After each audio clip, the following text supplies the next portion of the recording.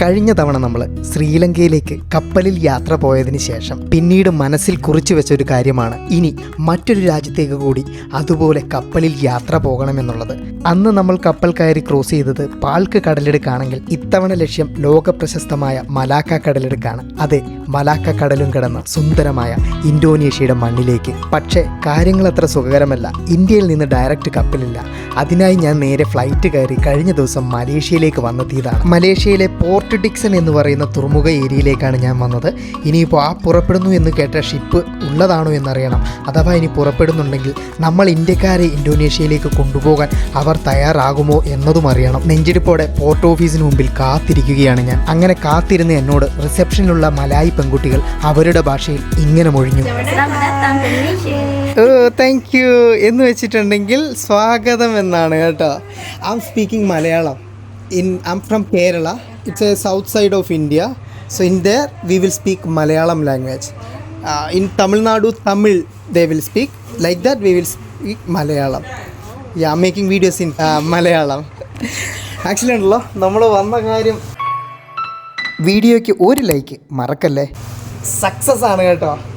എനിക്ക് ടിക്കറ്റ് കിട്ടിയിട്ടുണ്ട്. എന്തൊക്കെയാണ് ഡീറ്റെയിൽ എന്നുള്ളതല്ലേ ഞാൻ പറയാവേ. അങ്ങനെ ഞാൻ അകത്ത് പോയിട്ട് ഡോളറും കൂടി, അതായത് ഇവർ 4 മലേഷ്യൻ റിങ്കറ്റ് തരും. 4.10, അതായത് 4.2 ശരിക്കും ആ ഒരു എക്സ്ചേഞ്ച് വാല്യൂ ഉള്ളത്. എന്നാലും ഇവർ ഇവിടുന്ന് തരുമ്പോൾ അത്ര കുറച്ചായിരിക്കും നമുക്ക് തരിക.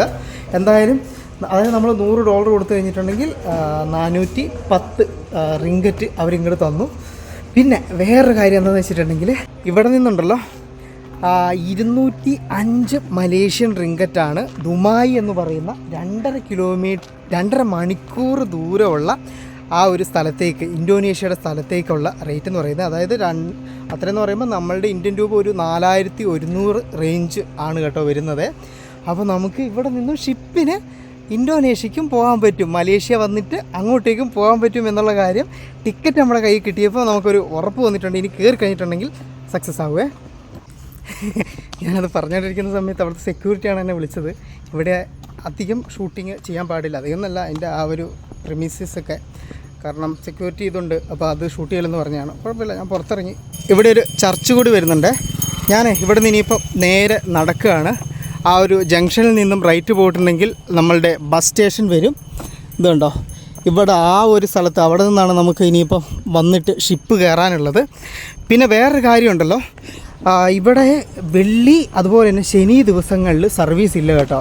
അപ്പം ഈ ഒരു കാര്യം പ്രത്യേകം ശ്രദ്ധിക്കുക. ബാക്കിയുള്ള ദിവസങ്ങളിൽ അതുകൂടാതെ ഇവരുടെ ഒരു ഓൺലൈനായിട്ട് നമുക്ക് ബുക്ക് ചെയ്യാൻ പറ്റും. ഇവർ ഒരു പ്രൈവറ്റ് കമ്പനിയാണ്. അപ്പോൾ അതിൻ്റെ ഡീറ്റെയിൽസൊക്കെ ഞാൻ വരുന്ന എപ്പിസോഡിൽ നമ്മളെന്തായാലും ഷിപ്പ് പോകുന്നത് വൻ ആഘോഷമാക്കും. അപ്പോൾ അതിൽ ഞാൻ ബാക്കി ഡീറ്റെയിൽസൊക്കെ ഞാൻ പറഞ്ഞു തരാം കേട്ടോ നിങ്ങൾക്ക്, എങ്ങനെയാണ് വരുന്നത്, എങ്ങനെയാണ് ബുക്ക് ചെയ്യുക എന്നുള്ള കാര്യം. തീർച്ചയായിട്ടും നിങ്ങൾ മലേഷ്യ വരെ വരുന്നുണ്ടെങ്കിൽ ജസ്റ്റ് അവിടെ വരെ 2.5 മണിക്കൂർ അങ്ങ് വരെ ഒരു രാജ്യം കൂടി പോയി കണ്ടിട്ട് വരാമെങ്കിൽ നിങ്ങൾക്കും പോയിക്കൂടെ അല്ലേ. അപ്പോൾ തീർച്ചയായിട്ടും നിങ്ങൾ പോകണം. നമ്മുടെ ഷിപ്പിന് പുറപ്പെടാൻ 2 ദിവസം കൂടി ടൈമുണ്ട്. ആ സമയം കൊണ്ടുണ്ടല്ലോ നമുക്ക് ഈ ഒരു മലേഷ്യയുടെ ഇവിടുത്തെ ചുറ്റുപരിസരങ്ങളുടെയും കുറച്ചധികം കാഴ്ചകൾ കണ്ടുപിടിക്കാം. ഇവിടെ നിന്ന് ഇനിയിപ്പോൾ അങ്ങോട്ടേക്ക് പോർട്ട് ഡിക്സൻ്റെ ടൗണാണ്. ഇതാണ് മെയിൻ റോഡ് വരുന്നത്. പോർട്ട് ഡിക്സൻ്റെ ജംഗ്ഷൻ ഇതാണ്. ഇവിടെ ആയിട്ടുണ്ടല്ലോ നമ്മുടെ ലെഫ്റ്റ് സൈഡിൽ ഈ കാണുന്ന ബിൽഡിംഗ് ഇവിടുത്തെ പോലീസ് സ്റ്റേഷൻ ആണ് എന്ന് തോന്നുന്നു. കാരണം അവിടെ ബലായ് പോലീസ് പോർട്ട് ഡിക്സൺ എന്ന് എഴുതി വെച്ചിട്ടുണ്ട് കേട്ടോ. നല്ല വലിയ പോലീസ് സ്റ്റേഷൻ. പോർട്ട് ഡിക്സൺ എഴുതിയിട്ടുള്ള ഒരു എഴുത്തെല്ലാം അവിടെയുണ്ട്. രാത്രി ആകുമ്പോഴത്തേക്കും ചിലപ്പോൾ ലൈറ്റൊക്കെ ഇട്ട് കളറൊക്കെ ആകുമായിരിക്കണം. എന്തായാലും ഞാനതിൻ്റെ സൈഡിൽ കൂടി അങ്ങനെ നടന്നു. ഇവിടെ നടക്കാനായിട്ട് നടപ്പാതകളൊന്നും കാണുന്നില്ല.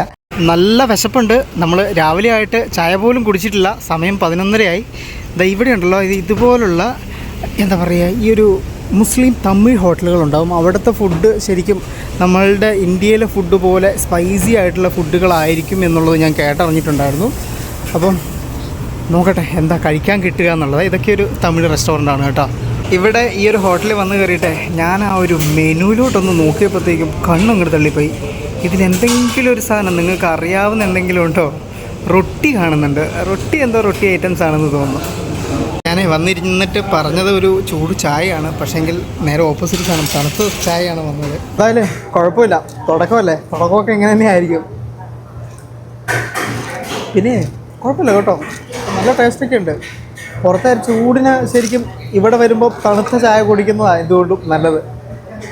ആദ്യത്തെ ദിവസം തന്നെ ഞാൻ വലിയ റിസ്ക് ഒന്നും എടുക്കാൻ നിന്നില്ല.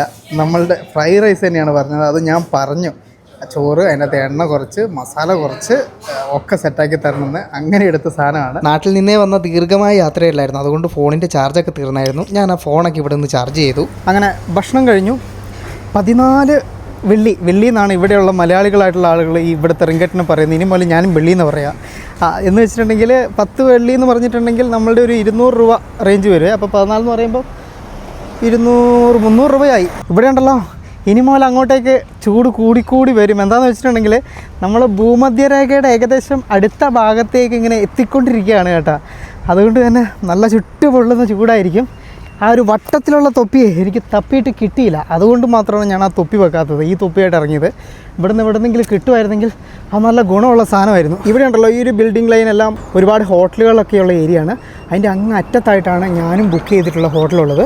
ഈ കാണുന്ന 7-Eleven എന്ന് പറയുന്ന ഈ ഒരു ഇത് ശരിക്കും ഒരു ചെറിയ എല്ലാ സ്ഥലത്തും ഉള്ള ഇത് ഞാൻ തായ്ലൻഡ് പോയപ്പോൾ അവിടെയും കണ്ടിട്ടുണ്ടായിരുന്നു. ഒരു സൂപ്പർ മാർക്കറ്റ് ചെയിനാണ്. അപ്പോൾ അവിടെ ഉണ്ടല്ലോ എല്ലാ സാധനങ്ങളും നമുക്ക് കിട്ടും. ഞാൻ ബ്രഷ് എടുക്കാൻ മറന്നുമായിരുന്നു. അപ്പോൾ ബ്രഷ് അങ്ങനെ കുറച്ച് പേസ്റ്റ് പോലുള്ള ചെറിയ ചെറിയ സാധനങ്ങളൊക്കെ വാങ്ങാനായിട്ട് കയറിയതാണ്. അതിനുശേഷം നേരെ ഇതാ ഇവിടെയുള്ളൊരു ഇലക്ട്രിക്കൽ എല്ലാ സാധനങ്ങളും വിൽക്കുന്നൊരു ഷോപ്പിൽ കയറി. ഇതാ ഈ ഒരു സാധനം വാങ്ങാൻ. ഇവിടുത്തെ പ്ലഗുകളെല്ലാം ഇങ്ങനത്തെ ചതുരത്തിലുള്ളതാണ്. അപ്പോൾ അതിൽ നമ്മളുടെ ചാർജർ കണക്ട് ചെയ്യണമെങ്കിൽ ഇതുപോലൊരു കണക്ടർ വേണം. യെസ്, അതും കഴിഞ്ഞു. അതിന് വന്നിട്ട് 100 രൂപ നമ്മളുടെ നാട്ടിലെ. ഇതാ ആ പോകുന്ന ചേട്ടനെ കണ്ടോ? ഞാനിങ്ങനെ നടന്നു വരുമ്പോൾ അങ്ങനെ കണ്ടതാണ്. പുള്ളിക്കാരൻ ഇവിടെ ബിസിനസ് ഒക്കെ ചെയ്യുന്നതാണ്. അന്നേരം ഞങ്ങളിങ്ങനെ ഇവിടുത്തെ ഓപ്പർച്യൂണിറ്റികളെ പറ്റിയൊക്കെ ഇങ്ങനെ സംസാരിച്ചിരിക്കുന്ന സമയത്ത് പുള്ളിക്കാരൻ ആക്ച്വലി ഉണ്ടല്ലോ. Thank you, nice to meeting you. Okay, bye bye. Okay, see you. അദ്ദേഹത്തിൻ്റെ മകനും എന്താ പറയുക, ഈ ഒരു ഇൻഡസ്ട്രിയൽ ആ ഒരു ഫീൽഡിൽ വർക്ക് ചെയ്യുന്നതാണ്, കൺസൾട്ടൻസി ഒക്കെ പോലെ. അപ്പോൾ പുള്ളി ഇങ്ങനെ പറയായിരുന്നു, ഇവിടെ ഇപ്പം ഡാറ്റാ സെൻറ്റേഴ്സും അതുപോലെ തന്നെ സെമി കണ്ടക്ടർ ഈ ഒരു കാര്യങ്ങളിലൊക്കെ വലിയ രീതിയിലുള്ള ബൂമ് നടന്നുകൊണ്ടിരിക്കുകയാണ്. ഗവൺമെൻറ് അതിനൊക്കെ ഒരു ഇത് നടക്കുന്നുണ്ട്. അപ്പോൾ അതിലൊക്കെ ഇൻവെസ്റ്റ് ചെയ്തിട്ടുണ്ടെങ്കിൽ ഇവിടെ നന്നാകും എന്നൊക്കെയാണ് പറഞ്ഞത്. കുറച്ച് വലിയ വലിയ ടോക്കുകൾ. ഇനിയിപ്പോൾ അതുപോലെ എന്തെങ്കിലുമൊക്കെ ഇൻവെസ്റ്റ്മെൻറ്റ് പ്ലാനുള്ള ആളുകളൊക്കെ ഉണ്ടെങ്കിൽ ഇങ്ങനെയുള്ള കാര്യങ്ങളിലോട്ടൊക്കെ വേണമെങ്കിൽ നിങ്ങൾക്കും തലയിടാൻ കേട്ടോ. നേരിട്ട് വന്ന് അന്വേഷിച്ച് എല്ലാം കണ്ടറിഞ്ഞിട്ടൊക്കെ. ഇതാണ് പുള്ളിയുടെ കോണ്ടാക്റ്റ്. താങ്ക് യു എന്ന് പറഞ്ഞിട്ടുണ്ടെങ്കിൽ നന്ദി. ഞാൻ ഇവിടെ ഒരു ചെരുപ്പ് കട കണ്ടപ്പോഴേ ഞാൻ സ്ലിപ്പർ എടുത്തിട്ടില്ലായിരുന്നു, മാക്സിമം ലഗേജൊക്കെ കുറയ്ക്കാനൊക്കെ വേണ്ടിയിട്ട്. അപ്പോൾ ഇവിടെ വലിയൊരു സ്ലിപ്പറിൻ്റെ ഷോപ്പുണ്ട്, ഇഷ്ടം പോലെ സ്ലിപ്പേഴ്സ്. അപ്പോൾ ഞാൻ അവിടെ നിന്നൊരു സ്ലിപ്പർ വാങ്ങാനായിട്ട് വന്നതാണ്. തെയ്മക്കാസെ. Okay, bye bye. നന്ദി കേട്ടോ, എല്ലാം പഠിച്ചു വെച്ച നിങ്ങൾ. ആവശ്യം വരും ഇതൊക്കെ. ഞാനങ്ങനെ നേരെ നമ്മളുടെ ഹോട്ടൽ റൂമിലേക്കാണ് വന്നത്. Airbnb എന്ന് പറയുന്ന ഒരു ടൈപ്പ് ഹോട്ടൽസാണിത്. അതെങ്ങനെയാണെന്ന് വെച്ചിട്ടുണ്ടെങ്കിൽ ഇവിടെ റിസപ്ഷനിലൊന്നും അധികം ആൾക്കാരൊന്നും ഇല്ല. ഇങ്ങനെ ഒരു കോഡ് നമുക്ക് വാട്സപ്പിൽ ഇങ്ങനെ അയച്ചു തരും. അപ്പം ആ ഒരു കോഡ് നമ്മൾ അടിച്ചിട്ട് ഇതിൻ്റെ ഉള്ളിൽ കീ ഉണ്ടാവും. ആ കീ എടുത്തിട്ട് നമുക്കിത് തുറന്ന് അകത്തോട്ട് കയറാം. ഞാൻ വന്ന് ഒരു കുളിയൊക്കെ കഴിഞ്ഞ് ചെറിയൊരു ഉറക്കമൊക്കെ കഴിഞ്ഞിട്ട് എണീറ്റതാണ് കേട്ടോ ഉള്ളത്. ചെറിയൊരു റൂം, AC റൂം. ഇത് കണ്ടെങ്കിൽ AC റൂം. ഇതാണ് ബാത്റൂം കാര്യങ്ങളൊക്കെ വരുന്നത്. അത്യാവശ്യം 2 പേരൊക്കെ വന്നു കഴിഞ്ഞിട്ടുണ്ടെങ്കിൽ താമസിക്കാൻ ഇത് മതി കേട്ടോ. ഇവിടെ ഉണ്ടല്ലോ, പിന്നെ ഞാൻ മുമ്പ് പറഞ്ഞിട്ടായിരുന്നു 3 മണിക്കാണ് ചെക്കിനൊക്കെ വരുന്നത്. ഞാനൊരു 10 രൂപ 10 റിങ്കറ്റ്, അതായത് ഒരു 200 സംതിങ് രൂപ പുള്ളിക്കാരൻ എക്സ്ട്രാ കൊടുത്തിട്ടാണ് എയർലി ചെക്ക് ഇൻ ചെയ്തത്. എന്തായാലും അതുകൊണ്ട് എനിക്ക് ഉറങ്ങാൻ പറ്റി. 67 റിങ്കറ്റ്, അതായത് അറൗണ്ട് ഒരു 1300 രൂപയാണ് അവർ ശരിക്കും ഇതിനെനിക്ക് ചാർജ് ചെയ്തത് കേട്ടോ. ശരിക്കും അത്രയും റേറ്റ് ഇല്ല ഇവിടെ. നമുക്കതിലും കുറഞ്ഞ റേറ്റിൽ റൂംസ് കിട്ടും ഈ ഒരു മലേഷ്യ സൈഡിൽ. പക്ഷേ എനിക്കിതിപ്പം ഈ ഒരു ഏരിയയിൽ ഈ ഒരു പോർട്ടിനോട് ചേർന്ന് ഞാൻ എടുത്തുകൊണ്ടാണ്. അതുകൂടാതെ വിസയിലൊക്കെ കാണിക്കുകയും കൂടി വേണമായിരുന്നു. അതുകൊണ്ട് ഞാൻ അത്യാവശ്യം ഒരു നല്ല ഹോട്ടൽ എടുത്തു എന്നേ ഉള്ളൂ കേട്ടോ. എന്തായാലും ഇനി പറഞ്ഞേക്കാൻ സമയമില്ല, നമുക്ക് പുറത്തോട്ട് പോകാം. ഇതാണ് ഞാൻ വാങ്ങിയ വള്ളിച്ചെരുപ്പ് കേട്ടോ. കണ്ടോ നിങ്ങൾ, ഇവിടെ റിസപ്ഷനിലൊന്നും ആരും ഉണ്ടാവില്ല കേട്ടോ, ഫുൾ സൈലൻറ്റ്. അതിന് വേറൊരു കാര്യമുണ്ട്, ഇതെങ്ങനെ തുറക്കണം എന്നുള്ളത് കൂടി പഠിക്കണം. ദൈവമേ, ജസ്റ്റ് ഈ ബെല്ലിൻ്റെ ഇതില്ലേ, ആ സ്വിച്ച് ഞെക്കിയാൽ മതിയായിരുന്നു, തുറന്നു തന്നു. ഇങ്ങനെയാണ് ഓരോ കാര്യങ്ങൾ പഠിക്കുന്നത്. പുറത്ത് നിന്ന് നോക്കുമ്പോൾ ഇത് കണ്ടെങ്കിൽ ജസ്റ്റ് ഇത്രയേ ഉള്ളൂ കേട്ടോ. അവിടെ സ്കാൻ ചെയ്താണ് നമുക്ക് അകത്തോട്ട് കയറേണ്ടത്. ഇവിടെയൊക്കെ ഉണ്ടല്ലോ എന്തോ ഒരു ഫാക്ടറി ആണ് എന്ന് തോന്നുന്നു, മീനിൻ്റെ ആണെന്ന് തോന്നുന്നു, കാരണം അകത്ത് തണുപ്പിച്ച് നിർത്തിയിട്ടുണ്ട്. ഹലോ, സുഖമല്ലേ? നമ്മളുടെ ഹോട്ടലുള്ളത് ആ ഒരു ക്രോസ് റോഡിലാണ്. അവിടെ നിന്ന് നടന്ന് ജസ്റ്റ് ഒരു 100 മീറ്റർ നടന്ന് ഞാൻ മെയിൻ റോഡിലേക്ക് വന്നു. ഏതാ ഈ വണ്ടി? ഇത് കാർണിവലാണോ? അത് അല്ല, വെൽഫെയർ. വൗ, ഇവിടെ ഇഷ്ടം പോലെ വെൽഫെയർ ഉണ്ട് കേട്ടോ. ഇതാ അങ്ങോട്ടേക്കാണ് ഇതിൻ്റെ എൻഡ് ഭാഗത്തേക്ക് പോകാൻ പറ്റുന്ന റോഡുള്ളത്. ഇവിടം പ്രധാനമായിട്ട് ഷോപ്പിങ്ങിൻ്റെ ഏരിയ ആണ്. ഇതൊരു ബില്ലിയോൺ എന്ന് പറയുന്നൊരു ഷോപ്പിംഗ് മാള് പോലത്തെ സൂപ്പർ മാർക്കറ്റ്, വലിയ സൂപ്പർ മാർക്കറ്റ് പോലത്തെ ഏരിയ ആണ്. ഇവിടുത്തെ പ്രധാനപ്പെട്ട മാള് നമുക്കത് അങ്ങ് ദൂരെ കാണാം. ഇതുണ്ടോ റെഗീന. ഞാൻ ഇവിടെ നിന്ന് ഇടവഴി എന്ന് പറഞ്ഞ് അതിലേ കയറിയിട്ട് കറങ്ങി മെയിൻ റോഡ് എന്ന് പറഞ്ഞ് ഇതിലേ വരുമ്പോൾ ഉണ്ട് നമ്മൾ പോയി നിന്ന് അതേ സ്ഥലത്തെത്തി. ആക്ച്വലി ആ ഒരു ഭാഗത്തായിട്ടാണ് കടൽ വരുന്നത്. ഈ ഒരു ഹോട്ടലുകളൊക്കെ ഉണ്ടല്ലോ നമ്മളുടെ വാട്ടർ ഫ്രണ്ട് അല്ലെങ്കിൽ സീ ഫ്രണ്ട് ഹോട്ടൽസ് എന്നാണ് അറിയപ്പെടുന്നത്. അങ്ങോട്ടേക്കൊരു 100 മീറ്റർ നടന്നിട്ടുണ്ടെങ്കിൽ കടലായി.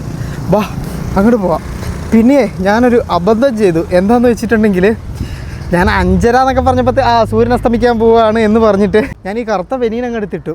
ഇവിടെ ഉണ്ടല്ലോ സൂര്യൻ അസ്തമിക്കുന്നത് 7:30 ആകുമ്പോഴാണ് കേട്ടോ. അത്രയും ടൈമുണ്ട്. അയ്യോ, വലിയ വലിയ കുറേ ബിൽഡിങ്ങുകൾ, വാല്യൂ മാർട്ട് ഇതിൻ്റെയൊക്കെ ഇതാണ് ശരിക്കും.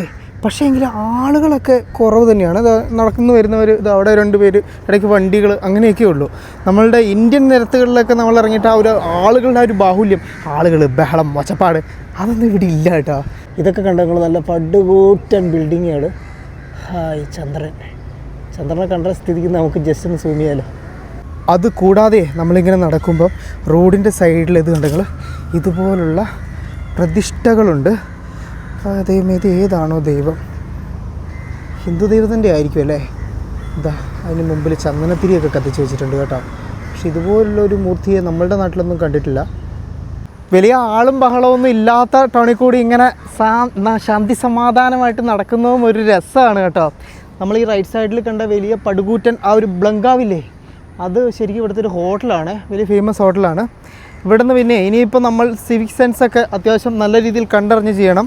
റോഡ് ക്രോസ് ചെയ്യുമ്പം നമ്മളുടെ സീബ്ര ലൈനിലൂടെയൊക്കെ വേണം ക്രോസ് ചെയ്യാൻ വേണ്ടിയിട്ട്. പോലോ. ഇതിങ്ങനെ നടന്ന് നമ്മൾ എത്തിച്ചേരുന്നത് കടലിനോട് ചേർന്നുള്ള ഏതോ ഒരു ബിൽഡിങ്ങിലേക്കാണ്. ഏതോ ഒരു ബിൽഡിംഗ് അല്ല, മക്ഡൊണാൾഡ്സ് ആണ് കേട്ടോ. മക്ഡൊണാൾഡ്സ് അവിടെ കിടക്കുന്ന അതിനോട് ചേർന്ന് അതിൻ്റെ മുമ്പിലായിട്ട് തന്നെയുണ്ടല്ലോ. അത് കണ്ടോ നിങ്ങൾ, ചെറിയൊരു ലോൺ ഏരിയയൊക്കെ ഉണ്ട്. ഇവിടെ നമുക്കിങ്ങനെ ഇരുന്നിട്ട് ശാന്തസുന്ദരമായിട്ടുള്ള നമ്മളുടെ കടലിനെ ഇങ്ങനെ നോക്കി കാണാം കേട്ടോ. കാറ്റാടി മരങ്ങളൊക്കെ ഇവിടെയുണ്ട്. നടക്കാൻ കല്ലുപാകിയ വഴികളൊക്കെ ഇവിടെയുണ്ട്. അവിടെ എന്തോ ഐ ലവ് എന്ന് പറഞ്ഞ് എഴുതി വെച്ചിട്ടുണ്ട്. നമുക്ക് അങ്ങോട്ട് പോയി നോക്കാം. പിന്നെ നമ്മൾ ഇന്ന് പോയ പോർട്ട് ആ ഒരു ഭാഗത്താണ് കണ്ട. അവിടെ നിന്നാണ് നമുക്കിനിയിപ്പം ഷിപ്പ് കയറാനുള്ളത്. ഇവിടെ വേറെയും ഇതെന്തോ ഡ്രഡ്ജിങ്ങിന് വേണ്ടിയിട്ടുള്ള സാധനങ്ങളാണ് എന്ന് തോന്നുന്നു. അതെല്ലാം നമുക്കിവിടെ കാണാം. കടലാണെങ്കിലും വലിയ തിരയൊന്നുമില്ല കേട്ടോ. ഭയങ്കര ശാന്തമുള്ള ഈ ശാന്തസമുദ്രം പോലത്തെ ഒരു കടൽ. പിന്നെ ഈ കാണുന്ന കടൽ ഏതിൻ്റെ ഭാഗമാണെന്ന് നിങ്ങൾക്കറിയാമോ? ഇതാണ് മലാക്ക കടലിടുക്ക്. ലോകപ്രശസ്തമായിട്ടുള്ള മലാക്ക കടലിടുക്ക് കേട്ടോ. നമ്മളുടെ മലേഷ്യ ഇവിടെയുണ്ട്. ഇത് കഴിഞ്ഞിട്ട് അത് ചെറിയൊരു ദ്വീപാണ്. ഇവിടെ നിന്നും ഒരു 2.5 കിലോമീറ്റർ 2.5 മണിക്കൂർ യാത്രയ്ക്ക് അപ്പുറയാണ് നമ്മളുടെ ഇന്തോനേഷ്യ ഉള്ളത്. നിങ്ങൾ മാപ്പിലെടുത്ത് നോക്കിയിട്ടുണ്ടെങ്കിൽ കാണാം, അതിനും ഇന്തോനേഷ്യയ്ക്കും മലേഷ്യയ്ക്കും ഇടയിൽ ആ ഒരു നമ്മളുടെ ആൻഡമാൻ നിക്കോബാർ ദ്വീപ് സമൂഹത്തിലേക്കാണ് പിന്നെ അതങ്ങനെ വന്നിറങ്ങുന്നത്. ഈ ഒരു പാസേജിന് മൊത്തത്തിൽ മലാക്ക സ്ട്രെയിറ്റ് എന്നാണ് അറിയപ്പെടുന്നത്. ഇൻ്റർനാഷണൽ കപ്പൽ ചാല്, ലോകത്തിലെ ഏറ്റവും തിരക്കുള്ള ഇൻ്റർനാഷണൽ കപ്പൽ ചാലുകളിൽ ഒന്നാണ് കേട്ടോ. ഈ കാണുന്ന മലാക്ക കടലിടുക്ക്. അങ്ങ് ദൂരെ കപ്പൽ ചാലിലൂടെ ഒരു കപ്പൽ അങ്ങോട്ട് ഒഴുകി പോകുന്നുണ്ട്. ഈ എഴുതി വെച്ചേക്കുന്നതും വാട്ടർ ഫ്രണ്ട് എന്ന് തന്നെയാണ് കേട്ടോ. ശരിക്കും വാട്ടർ ഫ്രണ്ട് തന്നെയാണ്. നോക്കിയാൽ ഇവിടെ നിന്ന് ഇങ്ങനെ കടലങ്ങനെ ഉള്ളിലോട്ട് വലിഞ്ഞ് കിടക്കുകയാണ്. ഇതിൻ്റെ സൈഡിലൂടെ എല്ലാം നടപ്പ് വഴികളുണ്ട്. ഇതങ്ങനെ കറങ്ങി അതങ്ങനെ ആ ഒരു സൈഡിലേക്ക് എൻഡിലേക്കാണ് പോകുന്നത്. അവിടെ ആയിട്ട് ഒരു ലൈറ്റ് ഹൗസ് ഉണ്ട്. ഇവിടെ നിന്ന് ആ ഒരു മല മറിഞ്ഞ് കാണുന്നില്ല, മാപ്പിൽ കാണാൻ പറ്റുന്നുണ്ട്. പിന്നെയുണ്ടല്ലോ ആ ഒരു ദൂരെ കാണുന്ന അതെല്ലാം അപ്പാർട്ട്മെൻറ്റ്സ് ആണ് കേട്ടോ. ബീച്ച് ഫ്രണ്ടായിട്ടുള്ള അപ്പാർട്ട്മെൻറ്റുകൾ കേട്ടോ. രസമായിരിക്കും അതിൻ്റെയൊക്കെ താമസിക്കാനും. രാവിലെ എണീറ്റ് കടലിലോട്ടൊക്കെ ഇറങ്ങി ഒരു കുളിയെല്ലാം കഴിഞ്ഞ് ജോലിക്കൊക്കെ പോകാനും ഇല്ലേ. കടലിൻ്റെ അവിടെ നിന്ന് നടന്ന് ഞാൻ വീണ്ടും നമ്മളുടെ ആ ഒരു ഷോപ്പുകളൊക്കെയുള്ള മറ്റൊരു മേഖലയിലേക്ക് എത്തി. ഇവിടെ ഉണ്ടല്ലോ ഞാൻ ഏറ്റവും അധികം ശ്രദ്ധിച്ചൊരു കാര്യം എന്താണെന്ന് വെച്ചിട്ടുണ്ടെങ്കിൽ എല്ലാ സ്ഥലത്തും ഇഷ്ടം പോലെ പാർക്കിംഗ് ഏരിയ ആണ് ആദ്യമേ ഇവരുണ്ടാക്കുന്നത്. അതിനോട് ഓരം പറ്റി വേണമെങ്കിൽ ബിൽഡിങ് പണിയാമെന്നുള്ളൊരു കൺസെപ്റ്റാണ് കേട്ടോ. എന്തായാലും അത് വളരെയധികം നന്നായി, ഫ്യൂച്ചറിസ്റ്റിക്. ഇവിടെയൊക്കെ പിന്നെ വരുമ്പോഴും നിങ്ങൾ ശ്രദ്ധിച്ചല്ലോ, നമ്മളുടെ ഇന്ത്യയിലൊക്കെ പോലെ തന്നെ ഇടത് സൈഡിൽ ചേർന്നിട്ടുള്ള ആ ഡ്രൈവിംഗ് രീതി, വലത് സൈഡിലുള്ള ഡ്രൈവിംഗ് സീറ്റ് അങ്ങനെ ഉള്ളത് തന്നെയാണ് കേട്ടോ. വലിയൊരു അത്ഭുതം, വലുതൊന്നുമല്ല, ഒരു വൃത്തികെട്ട അത്ഭുതം എൻ്റെ തലയ്ക്ക് മുകളിൽ സംഭവിച്ചുകൊണ്ടിരിക്കുകയാണ്. ഞാനിവിടെ ഒരു ക്യാബ് ബുക്ക് ചെയ്തിട്ട് ഇങ്ങനെ വെയിറ്റ് ചെയ്ത് നിൽക്കുമ്പോൾ ഫുള്ള് കാക്കകൾ അങ്ങോട്ട് ഇളകി പണ്ടാരങ്ങൾ എൻ്റെ തലയ്ക്കായിട്ട് നോക്കുന്നത്. ദൈവമേ, ഞാനും കാക്കകളും തമ്മിൽ എന്താണ് പ്രശ്നം? പണ്ടാര കാക്കകൾ. ഞാൻ ഈ റെസ്റ്റോറൻറ്റിൻ്റെ ഫ്രണ്ടിലോട്ട് കയറി വന്ന്, ദൈവമേ, വന്ന് കാക്കകൾക്കും പിടിക്കാതെ ആയോ? ആരും പിക്ക് ചെയ്യുന്നില്ല കേട്ടോ. ഇതാണ് ടാക്സി ബുക്ക് ചെയ്യാനുള്ള ഇവിടുത്തെ ഓൺലൈൻ ആപ്പ്. ഞാൻ കഴിഞ്ഞ ദിവസം നിങ്ങളെ പരിചയപ്പെടുത്തിയിരുന്നു. ക്യാബൊക്കെ ബുക്ക് ചെയ്തിട്ട് നമ്മളെവിടെയാണ് പോകുന്നതെന്നല്ലേ? പണ്ടാരക്കാക്കകൾ സമ്മതിക്കത്തില്ല കേട്ടോ. ഇവിടെയും വന്നു. അതായത് നിങ്ങൾ പോർട്ട് ഡിക്സണിൽ വന്നു കഴിഞ്ഞിട്ടുണ്ടെങ്കിൽ ഇവിടെ പോയി സൂര്യോദയം കണ്ടിട്ടില്ലേ എന്ന് ആളുകൾ ചോദിക്കുമത്രേ. മിസ് ചെയ്യാൻ പാടില്ല, സൂര്യൻ അസ്തമിക്കുന്ന അവിടെ പോയി കണ്ടേ മതിയാകൂ എന്ന് പറയുന്ന പണ്ടായി കഹായി നഗരി എന്ന് പറയുന്ന വളരെ സുന്ദരമായ ഒരു സ്ഥലമുണ്ട് ഇവിടെ. അപ്പം അങ്ങോട്ടേക്കാണ് ഞാൻ പോകുന്നത്. ക്യാബ് ബുക്ക് ചെയ്തിട്ട് എത്തേണ്ട ടൈം ആയി. ഇത് നിയർ ബൈ ഉണ്ടെന്നാണ് കാണിക്കുന്നത്. ഈ കാക്കകൾ പുറത്തോട്ട് ഇറങ്ങാൻ സമ്മതിക്കത്തില്ലല്ലോ ദൈവമേ. 9454, യെസ്, അതാണ് നമ്മളുടെ വണ്ടി. നമ്മൾ വരുമ്പോൾ കണ്ടിട്ടുണ്ടായിരുന്ന പ്രാട്ടയാ. Hi, good evening. ഇവിടെ ഉണ്ടല്ലോ, സൈഡിൽ മാത്രമല്ല മുൻഭാഗത്തും കൂളിങ് ഗ്ലാസ് വെക്കും. അതുകൊണ്ടാണ് ഞാൻ അകത്ത് കയറിയപ്പോൾ കുറച്ചൊരു ഇരുട്ട് പോലെ വന്നേക്കുന്നത്. ശരിക്കും നമ്മളുടെ ഹോട്ടലിൻ്റെ ഫ്രണ്ടിൽ കൂടി തന്നെയാണ് കറങ്ങി അങ്ങോട്ടേക്ക് പോകുന്നത്. ഇവിടെ നിന്നാൽ മതിയായിരുന്നു. അങ്ങനെ ഇവിടെ നിൽക്കുവാണെങ്കിൽ നമ്മൾ നേരത്തെ കണ്ട കാഴ്ചകളൊക്കെ ആര് കാണിച്ചു തരും അല്ലേ? English. Okay, I am Sudhi. My name Sudhi. My name is Khairul. Okay. ഇദ്ദേഹത്തിന് കുറച്ച് ഇംഗ്ലീഷ് അറിയാം, പതുക്കെ പറഞ്ഞാൽ മതി എന്ന് പറഞ്ഞു. എനിക്കും അങ്ങനെ തന്നെയാണ്, പതുക്കെ പറഞ്ഞാൽ മാത്രമേ ഇംഗ്ലീഷ് എനിക്കും അറിയത്തുള്ളൂ. Me also little bit English. അപ്പം നമ്മൾ രണ്ടും ഈക്വൽ. ഇവിടെയുള്ള ഈ വണ്ടിക്ക് മാത്രമല്ല, ഓൾമോസ്റ്റ് വരുന്ന എല്ലാ വണ്ടികൾക്കും തന്നെ ഉണ്ടല്ലോ ഈ ഒരു കൂളിംഗ് ഫിലിമുകൾ ഫ്രണ്ടിലും കൂടി ഇവർ ഒട്ടിച്ചിട്ടുണ്ട്. ഞാൻ പറഞ്ഞു നിങ്ങളോട്, ഭൂമധ്യരേഖയ്ക്ക് അടുത്തുള്ള പ്രദേശത്തിലേക്ക് നമ്മൾ അടുത്തുകൊണ്ടിരിക്കുകയാണ്. അതുകൊണ്ട് തന്നെ അത്യാവശ്യം നല്ല ചൂടുണ്ട് ഈ ഒരു മേഖലയിൽ. കൂടാതെ വെയിലിന് അതുപോലെ കട്ടിയുണ്ട്. അപ്പോൾ കൂളിംഗ് ഒക്കെ കൂടി വരും ഇനി വരുമ്പോൾ. ട്രാഫിക്കിൽ എല്ലാവരും ലൈനായിട്ട് സമാധാനമായിട്ട് ഹോണൊന്നും അടിക്കാതെ കാത്തു നിൽക്കുന്നു സിഗ്നലിലായിട്ട്. അവിടെ നിന്ന് ഇങ്ങോട്ടേക്ക് വരാൻ വേണ്ടിയിട്ടുണ്ടല്ലോ ബസ്സുണ്ടോ എന്ന് ഞാൻ ചോദിച്ചു. അന്നേരം ഇപ്പോൾ ഇവിടെ നിന്ന് സെറമ്പാനിലോട്ട് മെയിൻ വഴി ബൈപ്പാസാണ്, ഇത് ടൗണാണ്, ടൗണിനെ ബൈപ്പാസ് ചെയ്തിട്ടാണ് റോഡ് പോകുന്നത്. അങ്ങനെ ഒരു ബസ് വരുന്നുണ്ട്. അപ്പോൾ അത് കിട്ടുവാണെങ്കിൽ അതിന് വന്നിട്ടുണ്ടെങ്കിൽ റേറ്റ് കുറവായിരിക്കും എന്ന് പറഞ്ഞേ. ടാക്സികൾക്ക് എന്തായാലും ഈ ഒരു സമയത്ത് 10, പിന്നെ രാത്രി ആവുന്നതിന് അതിൻ്റെ റേറ്റ് ഇങ്ങനെ കൂടി വരികയും ചെയ്യും കേട്ടോ. നല്ല രസമുള്ള റോഡ്. അതിൻ്റെ സൈഡിൽ ആ ഒരു പുല്ലൊക്കെ ശരിക്കും നോക്കി നിങ്ങൾ, ഒരു റിസോർട്ടിൻ്റെ സൈഡിലുള്ള റോഡുകൾ പോലെ തന്നെ ആക്കി വെച്ചേക്കുന്ന ആ വണ്ടി ഓടിച്ച് ഈ ഒരു വൈകുന്നേര സമയത്ത് ഇതിൽ പോകാൻ തന്നെ ആ ഒരു റോഡിൻ്റെ കാഴ്ചയും അതിൻ്റെ റോഡ് സൈഡിൻ്റെ കാഴ്ചകളൊക്കെ കാണാനും പ്രത്യേക ഒരു ഭംഗി. പുതിയൊരു രാജ്യത്തേക്ക് വന്നതിൻ്റെ ഒരു എക്സൈറ്റ്മെൻറ്റ് കൂടിയായിരിക്കുമല്ലേ എനിക്ക് ഭംഗി കൂടുതലായിട്ട് ഫീൽ ചെയ്യുന്നത്. നിങ്ങൾക്ക് അങ്ങനെയാണോ? നിങ്ങൾക്ക് ആ ഒരു ഭംഗി ഫീൽ ചെയ്യുന്നുണ്ടോ? നമ്മളിപ്പോൾ പോയിക്കൊണ്ടിരിക്കുന്നതാണ് കേട്ടോ ബൈപ്പാസ് റോഡ്. ഇത് നേരെ നമ്മളുടെ കോലാലംപൂർ. Like that bus. അതെ, ഇങ്ങനെയുള്ള ലൈൻ ബസ്സുകളാണുള്ളത്. അതിന് കയറിയിട്ട് പോർട്ട് ഡിക്സൺ ഇറങ്ങിയാൽ മതി. നോക്കി വെച്ചാൽ കേട്ടോ. അപ്പോൾ ഈ റോഡ് നേരെ നമ്മളുടെ കോലാലംപൂരിലേക്ക് പോകുന്ന റോഡാണ്. നേരത്തെ അവിടെ നിന്ന് കടലിൻ്റെ ഫ്രണ്ടിലുള്ള അപ്പാർട്ട്മെൻറ്റ് എന്ന് പറഞ്ഞില്ല, ആ ഒരു അപ്പാർട്ട്മെൻറ്റുകളാണ് കേട്ടോ ഈ കാണുന്നത്. നമ്മൾ ആ ഒരു കടലിൻ്റെ സൈഡ് വഴി ചുറ്റിയാണ് കറങ്ങി പോകുന്നത്. ഇവിടെ കാറിൻ്റെ ഡിസ്പ്ലേയിൽ ഇതാ ഒരു ഇവിടുത്തെ മലേഷ്യൻ മൂവിയാണ് കേട്ടോ. അപ്പോൾ അത് ഓടിക്കൊണ്ടിരിക്കുന്നുണ്ട്. ഇതൊക്കെയാണ് ഇവിടുത്തെ ആക്ടേഴ്സ് കേട്ടോ. കടലിന് സൈഡിലൂടെയെല്ലാം ഇവിടെയെല്ലാം നമുക്ക് കാണാം പാർക്കുകളുണ്ട്. ചെറിയ ഈ ഒരു എക്സസൈസ് ചെയ്യാനൊക്കെ ഉള്ള നമ്മുടെ നാട്ടിലിപ്പോൾ ഉണ്ട് പബ്ലിക്കായിട്ടുള്ള അതുപോലുള്ള വർക്കൗട്ട് കേന്ദ്രങ്ങൾ, ജിമ്മ്, പബ്ലിക് ജിംസ്. ശരിക്കും ഈ റോഡ് കാണുമ്പോൾ ഉണ്ടല്ലോ, വൈകുന്നേരം ഒരു സൈക്കിളുമായിട്ട് ചവിട്ടി ഈ ഒരു വൃത്തിയുള്ള ഭംഗിയുള്ള റോഡിലൂടെ പോകാൻ വേണ്ടിയിട്ട് കൊതിയാവുന്നുണ്ട് കേട്ടോ. നമ്മുടെ ഉണ്ടല്ലോ ഡ്രൈവർ ചേട്ടൻ്റെ വീട് വന്നിട്ട് സെറമ്പാനിലാണ്. നിങ്ങൾക്കറിയാം, ഞാൻ വന്നിട്ട് എയർപോർട്ടിൽ നിന്ന് സെറമ്പാനിൽ പോയത് മെയിൻ ടൗൺ ആണ്. അവിടെ നിന്നും ബസ് പിടിച്ചിട്ട് ഇങ്ങോട്ട് വരാനായിരുന്നു പ്ലാൻ ചെയ്തത്. ആ പ്ലാനൊക്കെയാണ് മാറിപ്പോയിട്ടുണ്ടായിരുന്നത്. അപ്പോൾ ആ സെറമ്പാനിലാണ് കേട്ടോ ഇദ്ദേഹത്തിൻ്റെ ഇത്. അപ്പോൾ ഇത് വൈകുന്നേരം ഡ്യൂട്ടിയൊക്കെ കഴിഞ്ഞിട്ട് വീട്ടിലേക്ക് തിരിച്ചു പോകും എന്നാണ് പറഞ്ഞത്. ഇവിടെ വീണ്ടും നമുക്ക് ബീച്ചുകൾ ആ ഒരു ഭാഗത്ത് കാണാം. ഈ ഒരു ഭാഗത്തുണ്ടല്ലോ ബീച്ച് ഇവിടെ ഉണ്ട്. അതുകൂടാതെ ഇവിടെ ആർമീൻ്റെ ഒരു മ്യൂസിയം ഉണ്ട്. അതുകൂടാതെ ആർമി ട്രെയിനിങ് സെൻറ്ററും ഈ ഒരു ഭാഗത്താണ് കേട്ടോ വരുന്നത്. ശരിക്കും ടൂറിസ്റ്റുകൾ നല്ല രീതിക്ക് വൈകുന്നേരം ആകുമ്പോൾ വരുന്ന സ്ഥലങ്ങളാണെന്നുള്ളത് ഇവിടെയുള്ള ഹോട്ടലുകളുടെ ഫ്രണ്ട് ഭാഗങ്ങളിലെ കസേരകളുടെ എണ്ണയൊക്കെ കാണുമ്പോൾ നമുക്ക് മനസ്സിലാവും. അതവിടെ ബീച്ചിലൊക്കെ ആളുകൾ ആ ഒരു വൈകുന്നേരത്തെ ലൈറ്റൊക്കെ ആസ്വദിച്ച് വണ്ടിയൊക്കെ അവിടെ കൊണ്ടുപോയിട്ട് എന്തൊക്കെയോ ഭക്ഷണമൊക്കെ കഴിച്ച് ആഘോഷമാക്കുന്നുണ്ട്. അവിടെ കുറച്ചധികം ബിൽഡിങ്ങുകൾ അതുകൊണ്ട് ഒരു കവാടം പോലെയൊക്കെ നമുക്ക് കാണാം. അതാണ് കേട്ടോ ആർമി ട്രെയിനിങ് സെൻറ്റർ മലേഷ്യയിലെ. നമ്മളുടെ ഡെസ്റ്റിനേഷനും ഇവിടെ തന്നെയാണ്. ഇതുണ്ട് കഹായ അഖേരി. ഇവിടുന്ന് ശരിക്കും സൂര്യാസ്തമയം ഒരു വല്ലാത്ത കാഴ്ച തന്നെ ആയിരിക്കണം ഇല്ലേ? Thank you so much. Bye bye. Okay. എന്നെ യാത്രയാക്കിയതാ ഡ്രൈവർ ചേട്ടൻ ഇവിടെ നിന്ന് മടങ്ങി. 10 റിങ്കറ്റ് ആയിരുന്നു റേറ്റ് ഉണ്ടായിരുന്നത്. പിന്നെ ഞാൻ നിങ്ങൾ ഇവിടുത്തെ ക്യാഷ് കാണിച്ചു തന്നില്ലല്ലോ. ക്യാഷ് കാണിച്ചു തരാം. ഇതൊക്കെയാണ് ഇവിടുത്തെ പ്രധാനപ്പെട്ട ക്യാഷ്. ഇത് 100 റിങ്കറ്റ്. ഇതെങ്ങനെ ഉണ്ടാവേ? വേണ്ട, 100 എന്ന് പറഞ്ഞിട്ടുണ്ടെങ്കിൽ ഇൻറ്റു 20 2000 രൂപേൻ്റെ നോട്ടാണ് നമ്മുടെ നാട്ടിലെ കാൽക്കുലേഷൻ വെച്ച് നോക്കുമ്പോൾ. ഇത് 50 റിങ്കറ്റ്. പിന്നെ ഇത് 5 റിങ്കറ്റ്. നോക്കി നിങ്ങൾ, ഇതിൻ്റെ ഉള്ളിൽ കൂടിയൊക്കെ നമുക്ക് കാണാൻ പറ്റും കേട്ടോ. ഒരു പ്ലാസ്റ്റിക്കിൻ്റെ പോലത്തെയൊക്കെ കാണുന്നുണ്ട്. പേപ്പർ പ്ലസ് പ്ലാസ്റ്റിക്കാണ് മെറ്റീരിയൽ വരുന്നത്. ഇത് 1 റിങ്കറ്റ്, 10 റിങ്കറ്റ്. ഇങ്ങനെയൊക്കെയാണ് കേട്ടോ ഇവിടുത്തെ ക്യാഷ് ഉള്ളത്. പാർക്കിങ്ങിനോട് ചേർന്ന് ആ ഒരു ഭാഗത്ത് അവിടെ ഫുഡ് കോർട്ടുകളൊക്കെ ഉണ്ട് കേട്ടോ. നമുക്കിനി പതുക്കെ ഈ ഒരു പാർക്കിന് ഉള്ളിലേക്ക് കിടക്കാം. അത് കൂടാതെ ഉണ്ടല്ലോ, ഇവിടെ നിന്ന് ഇങ്ങനെ നടന്ന് നമ്മൾ മുമ്പോട്ടേക്ക് വന്നു കഴിഞ്ഞിട്ട് അവിടെ ഒരു കാഴ്ചയുണ്ടതുണ്ട്. അങ്ങോട്ടേക്ക് ഒരു പാലം ഇങ്ങനെ കടന്നു പോകുന്നുണ്ട്. ആ പാലത്തിൽ കൂടി നമുക്ക് കടക്കാൻ പറ്റുമോ എന്നുള്ളത് അറിഞ്ഞൂടെ. എന്തായാലും ഒരു പാലം പോകുന്നുണ്ട്.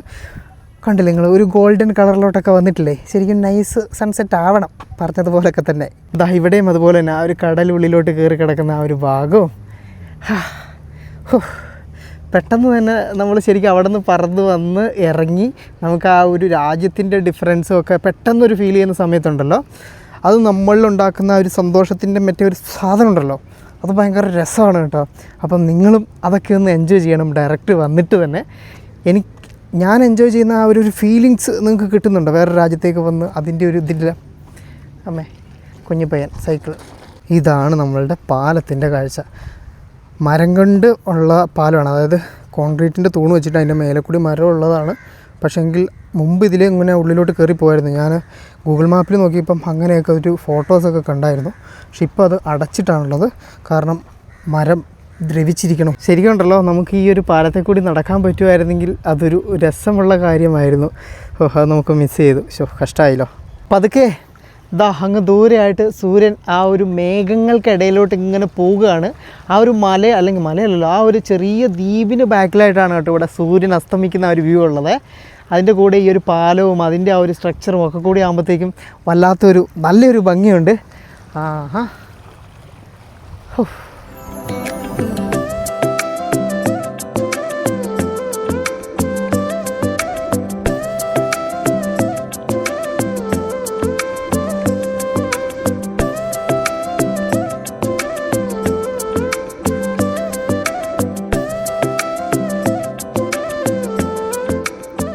പാലം എന്തുകൊണ്ടാണ് അടച്ചതെന്നുള്ള കാരണം ഇവിടെ എഴുതി വെച്ചിട്ടുണ്ട്. എന്തെന്ന് വെച്ചിട്ടുണ്ടെങ്കിൽ അതിൻ്റെ അവിടുത്തെ വാച്ച് ടവർ, ഈ പാലത്തിനല്ല പ്രശ്നം, അവിടെ ഒരു വാച്ച് ടവർ ഉണ്ട്. ആ ഒരു വാച്ച് ടവർ കംപ്ലീറ്റ്ലി ഡാമേജ് ആയിട്ടാണുള്ളത്. അപ്പോൾ ആളുകൾ കയറി അപകടങ്ങളൊക്കെ ഉണ്ടായതിനെ തുടർന്ന് അടച്ചതാണെന്നാണ്. എങ്ങനെ എനിക്ക് കിട്ടിയെന്നല്ലേ? ChatGPT photo എടുക്കുക എന്നിട്ട് അതങ്ങോട്ട് ട്രാൻസ്ലേഷൻ കൊടുക്കുക, അവർ പറഞ്ഞു തരും. അപകടമുണ്ടായെന്നൊക്കെ ഉള്ളത് ഞാൻ ഇപ്പോൾ കൈ നിട്ടതാണ് കേട്ടോ. സൂര്യൻ എന്തായാലും ദ്വീപിന് പിന്നിൽ അങ്ങോട്ട് പോയിട്ടുണ്ട്. ഈ പാലത്തിൽ എന്തായാലും നമുക്ക് ഇനിയിപ്പോൾ കയറാനും പറ്റത്തില്ല. അതുകൊണ്ട് തന്നെ നമുക്ക് ഈ ബാക്കിയുള്ള മേഖലയിലേക്ക് ഒന്ന് നടന്നാലോ? എനിക്ക് വീണ്ടും രാവിലത്തെ ബ്രേക്ക്ഫാസ്റ്റിന് ശേഷം പിന്നൊന്നും കഴിച്ചിട്ടില്ല, വിശക്കാൻ തുടങ്ങി. എന്തെങ്കിലും ഒരു വെള്ളം വാങ്ങി കുടിക്കാം. നിങ്ങളെ നേരത്തെ ഡോളർ കാണിച്ചപ്പോഴാണ് എൻ്റെ കയ്യിലുള്ള ഡോളർ ഇത്രയും തീർന്നു. ഡോളറും പോട്ടെ, മറ്റേ റിങ്കറ്റ് ഇത്രയും തീർന്നു എന്നുള്ളത് ഞാനും കാൽക്കുലേറ്റ് ചെയ്ത് നോക്കിയത് കേട്ടോ. 900 റിങ്കറ്റിനടുപ്പിച്ചല്ല, 800 റിങ്കറ്റിനടുപ്പിച്ചുണ്ടായിരുന്നു നമ്മൾ അത് എല്ലാം കൂടി എക്സ്ചേഞ്ച് ചെയ്തിട്ട്. ഇപ്പോൾ അത് 560 റിങ്കറ്റേ ഉള്ളൂ. ബാക്കി ചിലവായി. ഞാൻ വിചാരിച്ചു ദൈവം ഇത് എവിടെയാണ് ഇത്രയും എമൗണ്ട് സ്പെൻഡായി പോയെന്ന്. നോക്കുമ്പോൾ നമ്മളുടെ ആ ഒരു ഷിപ്പിൻ്റെ ടിക്കറ്റില്ലേ, അതിനാണ് കൂടുതൽ എമൗണ്ട് സ്പെൻഡായിട്ടുള്ളത്. ഈശ്വടാ, ഇവിടെ അസ്തമിച്ചിട്ടില്ല. അതാ നോക്കി നിങ്ങൾ, ഇവിടെയാണ് യഥാർത്ഥമായ സൂര്യനുള്ളത്. ആഹാ, ദൈവമേ, ഫോട്ടോയൊക്കെ എടുത്തു തരാൻ വേണ്ടി ആരെങ്കിലൊക്കെ ഉണ്ടായിരുന്നെങ്കിൽ എന്ന് തോന്നുന്ന ചില ഫ്രെയിമുകളാണ് കേട്ടോ ഇത്. അവിടെ എല്ലാം ഓരോരുത്തർ അവരവർക്ക് ഫോട്ടോസ് എടുത്ത് കൊടുക്കുമ്പോൾ നമ്മളുടെ മൈൻഡിനനുസരിച്ച് ആ രീതിയിലൊക്കെ ഫ്രെയിമൊക്കെ സെറ്റ് ചെയ്തിട്ട് വേണം കേട്ടോ ഫോട്ടോ എടുക്കാൻ. അങ്ങനെയുള്ള ആൾക്കാർ വേണം, ഫോട്ടോജനിക്കായിട്ടുള്ള ആളുകൾ. ശരിക്ക് കടലിലേക്ക് സൂര്യന് ഇങ്ങനെ എന്താ പറയുക മുങ്ങിത്താഴുന്നു എന്നുള്ളത് നിങ്ങൾ കേട്ടിട്ടല്ലേ ഉള്ളൂ.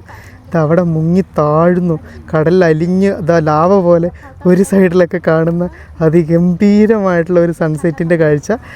ശരിക്കും ഞാൻ വന്നപ്പം അതിശയോക്തിപരമായിട്ട് പറഞ്ഞിരുന്നെങ്കിലും ശരിക്കും ഇവിടെ വന്നിട്ടുണ്ട്. ഇവിടെ നിന്നുള്ള ആ ഒരു സൂര്യാസ്തമയത്തിൻ്റെ കാഴ്ച എന്തായാലും നിങ്ങൾ കാണണം കേട്ടോ. അയ്യോ, അവിടെ നിന്നതാ ഒരു ചേച്ചി നടന്നു വരുന്നു അതിൻ്റെ പാലത്തിൽ കൂടി. പക്ഷേ അതിലേ വേറൊരു വഴിയുണ്ട് കേട്ടോ. അതിലേ പോയതാണ്, അറിഞ്ഞില്ല നമ്മളാരും. എന്തായാലും സൂര്യൻ മുങ്ങി താന്നു. ആ ചേച്ചിയുടെ തലേൻ്റെ അതിലേ തീർന്നു. സമയം വന്നിട്ട് 7:24 കേട്ടോ. അപ്പോൾ ഇവിടുത്തെ സൂര്യാസ്തമയം എന്ന് പറയുന്നത് 7:24 ഇനിയിപ്പോൾ നമുക്ക് അധികം വൈകിക്കണ്ട. അവിടെ നിന്ന് എന്തെങ്കിലും ഒരു വെള്ളം കുടിച്ചിട്ട് പെട്ടെന്ന് തന്നെ തിരിച്ചു പോകാം. സമയം 7:30 ആയിരിക്കണു. ബസ് കിട്ടുമോ ഇല്ലയോ എന്നുള്ളതൊന്നും അറിഞ്ഞുകൂടാ, നമുക്ക് എത്തിപ്പെടാൻ പറ്റുമോ എന്നുള്ളതൊന്നും അറിഞ്ഞുകൂടാ. എന്തായാലും റോഡല്ലേ, വണ്ടികളുള്ള വഴിയല്ലേ, എത്തിപ്പെടാതെ ഇരിക്കാനൊന്നും വഴിയില്ല, നമ്മൾ എത്തിയൊക്കെ പെടും. പക്ഷേ ഇപ്പോൾ ഉണ്ടല്ലോ, ശരിക്കും എനിക്ക് ആ ഒരു ബാഗില്ലാതെ നടക്കുമ്പോൾ ശരീരത്തിൽ നിന്ന് എന്തോ ഒരു അവയവം മുറിച്ച് മാറ്റിയൊരു ഫീലാണ് കേട്ടോ. ബാഗ് ശരീരത്തിനോട് ഒട്ടിച്ചേർന്നിരിക്കണം. ഇവിടെ ലെമൺ ടൈപ്പ് ഒന്നും ഇല്ല, പിന്നെ ഷുഗർ ഉള്ളതാണ്. Thank you, okay by. അപ്പോൾ ഞാൻ ഷുഗർ മാക്സിമം ഒന്ന് കുറയ്ക്കാനൊക്കെയുള്ളൊരു ശ്രമത്തിലാണ്. അത് വേണ്ട, അതുകൊണ്ടൊന്നുമില്ല കേട്ടോ. 2 റിങ്കറ്റ് വേണം ഇവിടുന്ന് ആ ഒരു വെള്ളം എന്ത് കൂൾ ഡ്രിങ്ക്സ് ആണെങ്കിലും കുടിക്കാൻ വേണ്ടിയിട്ട്. 2 റിങ്കറ്റ് എന്ന് പറയുമ്പോഴത്തേക്കും എത്രയാണ്, 400 രൂപ വന്നു. അല്ലല്ലോ, അത്രയൊന്നും ഇല്ലല്ലോ, കാൽക്കുലേഷൻ തെറ്റിയതാണ്. 40 രൂപയുള്ളൂ. അപ്പോൾ എന്തെങ്കിലുമൊക്കെ കുടിക്കാം. അപ്പോൾ ഞാൻ ഈ ടീ വിത്തൗട്ട് കോൾഡ് ടീ എന്ന് പറഞ്ഞിട്ട് സാധനമുണ്ട്. ഒന്നുമില്ല, നമ്മുടെ ചായപ്പൊടിയിൽ ഐസ് ഇട്ടിട്ട് തരുന്ന സാധനം. അതെങ്കിലും അതായത് നമ്മളുടെ ഒരു 40 രൂപ വരുവേ. ഇനി മുതൽ അങ്ങോട്ടേക്കുണ്ടല്ലോ, നമ്മൾ എന്ത് ഡ്രിങ്ക് വാങ്ങിയാലും അതിൻ്റെ കൂടെ ഐസ് ഇട്ടിട്ടുള്ള പരിപാടിയാണ്. നമ്മളിത് പണ്ട് സൈക്ലിങ്ങിനായിട്ട് തായ്ലൻഡ് പോയപ്പോൾ നമ്മൾ കണ്ടതാണ്. അവിടെയെല്ലാം ഇതുപോലെ, കാരണം അത്രയ്ക്ക് ചൂടുണ്ട് ഇവിടെ. എന്നാലും ഇപ്പോൾ ആ ചൂടിനെ തണുപ്പിക്കാൻ വേണ്ടിയിട്ട് ഐസ് എന്തായാലും വേണം. സമാധാനം. Very hot today. Very hot today. Is it rainy season here right now? Not too rainy because sometimes rain, sometimes too hot. Too hot. Okay, ഇതൊരു റെയിനി സീസൺ അല്ല കേട്ടോ. ഇന്ന് നല്ല ചൂടുള്ള ഒരു ദിവസമാണ്. നോർമലി ഞാൻ വരുന്ന ദിവസങ്ങൾ അങ്ങനെ സംഭവിക്കാത്തതാണ്. ഉണ്ടല്ലോ, ഇതുണ്ട് ഇപ്പം ഉണ്ടാക്കുന്നത് എയർ ബഡ് ടു സി എന്നോ ചാമ്പൂ അങ്ങനെ പറഞ്ഞിട്ടൊരു ഡ്രിങ്ക്സ് ആണ്. അതായത് ഉണ്ട് ലെമണും അല്ല എന്തായത്, എന്തോ ഒരു കലക്കിയേക്കുന്ന സാധനമാണ്. അതും അതിൻ്റെ അകത്ത് എന്തൊക്കെയോ സാധനങ്ങൾ മിക്സ് ചെയ്തിട്ട് അവസാനം ഇത് എടുക്കുന്ന സമയത്തുണ്ടല്ലോ, ഇതാ ഇങ്ങനെ ഉണ്ടാവും. നമ്മളുടെ എന്തുപോലെ ഇരിക്കും, എയർ ബഡ് ടു ചാമ്പൂർ ഗുള അന്നാവും.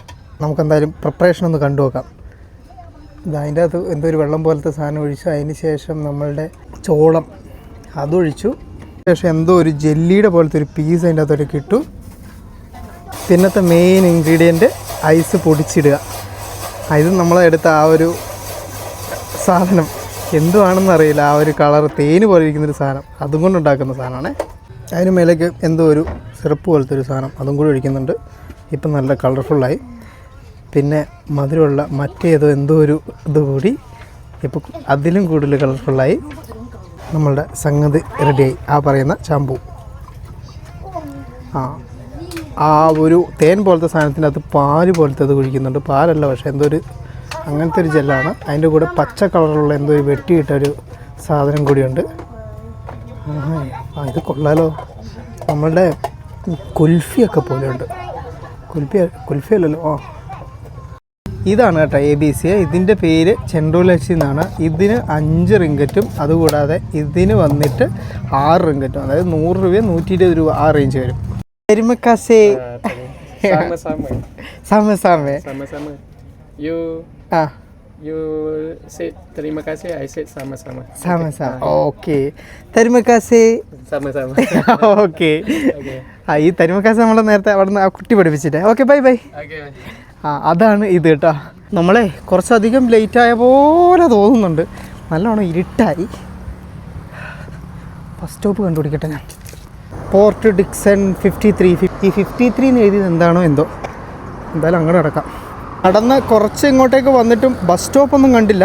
നമ്മൾ ആ പോകുമ്പോൾ കണ്ട റെസ്റ്റോറൻറ്റുകളില്ലേ, അതൊക്കെ നല്ല ലൈറ്റപ്പൊക്കെ ചെയ്ത് ഇതാ റെഡിയായി ഇവിടെ നിൽക്കുന്നുണ്ട്. നിങ്ങളിതാ നോക്കിയേ, ആ ഒരു മരച്ചില്ലകൾക്കൊക്കെ ഇടയിലൂടെ നമ്മളുടെ ആ ഒരു കടലിൻ്റെ ഭാഗം ശരിക്കും നല്ലൊരു കളർഫുള്ളായി വന്നിട്ടുണ്ട് കേട്ടോ. ചേടാ, ഇതൊരു വല്ലാത്ത കാഴ്ചയായി പോയി കേട്ടോ. ഓ മൈ ഗോഡ്, ഇങ്ങനെ കളർ മാറുമായിരുന്നില്ലേ. അസ്തമയത്തിന് ശേഷം നമുക്ക് ഇവിടെ നിന്നും ഇങ്ങനെ ഒരു വിഷ്വൽ കൂടിയുണ്ട്. അതും കൂടി കണ്ടതിന് ശേഷം മാത്രമേ പോകാൻ പാടുള്ളൂ കേട്ടോ. വെറുതെ ഉള്ള ആൾക്കാരൊക്കെ അതിൻ്റെ അവിടെയൊക്കെ ആയിട്ട് എങ്ങനെ ഇരിക്കുന്നത്. അതുകൂടാതെ ഇവിടെ ആളുകൾ വന്ന് ക്യാമ്പൊക്കെ ചെയ്യുന്നുണ്ട്. ആ ടെൻ്റൊക്കെ അടിക്കാൻ പറ്റുമോ ദൈവമേ, അത് കൊള്ളാലോ, നല്ല ഓപ്ഷനാണല്ലോ. ജസ്റ്റ് റോട്ടിൽ നിന്ന് ഇതിൻ്റെ തീരത്തേക്കൊന്ന് ഇറങ്ങി നോക്കുമ്പോൾ ഒന്നൊന്നുമല്ല, ഒരുപാട് ടെൻറ്റുകൾ ഇതാ ഇവിടെയുണ്ട്. ബൈക്കിലൊക്കെ വന്നിട്ട് ആളുകൾ അതിൻ്റെ ആ ഒരു കരയിലൊക്കെ ഇരുന്ന് വിശ്രമിക്കുകയും ആ ഒരു കളർഫുൾ കാഴ്ചകളൊക്കെ കാണുകയൊക്കെ ചെയ്യുന്നുണ്ട്. ശരിക്കും ഇതിപ്പോൾ ഫീൽ ചെയ്യുന്നത് ഒരു കടലായിട്ടല്ല കേട്ടോ, ഒരു തടാകമായിട്ടാണ്. ശാന്തമായൊരു തടാകം, അതിൻ്റെ സൈഡിലിങ്ങനെ ശാന്തമായിരിക്കുന്ന ആളുകൾ.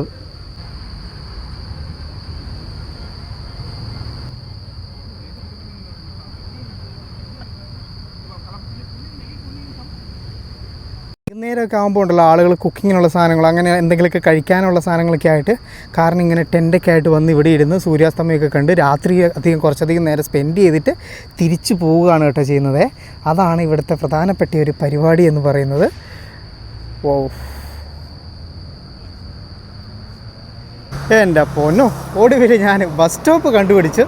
ഇനി ഇത് ബസ് നിർത്തുന്ന ബസ് സ്റ്റോപ്പ് തന്നെ ആണോ എന്നുള്ളതൊന്ന് അറിഞ്ഞാൽ മതി. അതിന് ഒരു ബസ് വരുമ്പോൾ നമുക്ക് മനസ്സിലാവും കേട്ടോ. അവിടെ നിന്ന് അങ്ങോട്ടേക്കൊരു ബസ് പോകുന്നുണ്ട്, പക്ഷേ ഇവിടെയും അവിടേക്കുള്ളൊരു ബസ് സ്റ്റോപ്പിൻ്റെ കാഴ്ചയൊന്നും കാണുന്നില്ല. അപ്പുറത്തെ സൈഡിൽ വെയിറ്റ് ചെയ്യാം അല്ലേ. ബസ്സിൻ്റെ ടൈമിങ്ങുകൾ എങ്ങനെയാണെന്നുള്ളതൊന്നും അറിയില്ല കേട്ടോ. വരുന്ന ബസ്സിനെല്ലാം കൈ കാട്ടാം. ഇനിയിപ്പോൾ ഇവിടെ കൈ കാട്ടി തന്നെയാണോ ബസ് നിർത്തുന്നതെന്നുള്ളതും അറിഞ്ഞുകൂടാ. ഇങ്ങനെയല്ല ഓരോ കാര്യങ്ങൾ പഠിക്കുന്നത്. ഏറെ നേരത്തെ കാത്തിരിപ്പിന് ശേഷം മനസ്സിന് പ്രതീക്ഷ നൽകി ഒരു ബസ് വന്നെങ്കിലും അവരെന്നെ കയറ്റാതെ നിർത്താതെ പോയി. ഇനി ഈ ഒരു റോഡ് സൈഡിൽ ഞാൻ എന്ത് ചെയ്യും?